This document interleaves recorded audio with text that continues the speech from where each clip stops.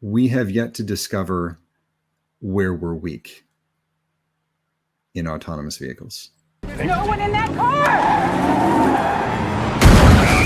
I think I'd like to add a couple of 2 cents, not from a hacker perspective, but from an economics perspective and government perspective. And I want us to be very careful to not conflate the two different worlds that we're talking about, one being commercial automotive and the other potentially being autonomous systems for a military platform or application.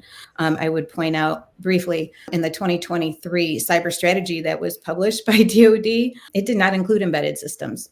It did include critical infrastructure. And I think that is indicative of what we see from global events, geopolitical global events, whether it be Russia, Ukraine, whether it's Gaza and Israel, whether it's China, right? I think because of that, we're paying more attention to the CI, to the critical infrastructure. But my professional opinion would be that that also has to include autonomous systems and vehicles, because if we are able to get capabilities of Matt and team or others around the globe who are doing this research come across something in which it can be enabled to be, what's the right word, Matt? Weaponized, maybe. Weaponized. We could be looking at commercial vehicles being used for purposes that were never intended for them to be used for. I will put this on the table for our automotive friends, or especially our domestic automotive friends, right? I know that they tend to shudder at the notion of the Hollywood-esque concepts, and I deeply appreciate that.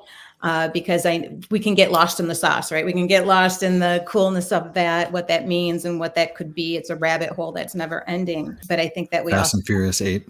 Yeah. Or the new one that's on Netflix too. Somebody just mentioned that to me yesterday with Julia Roberts. I can't remember what it's called, but we're getting a lot of glorified hacker cinema.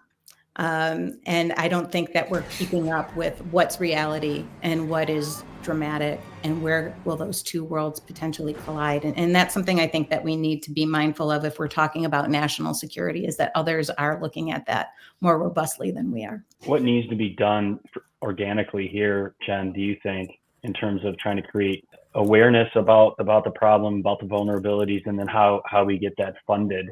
What do you think it's going to take organically?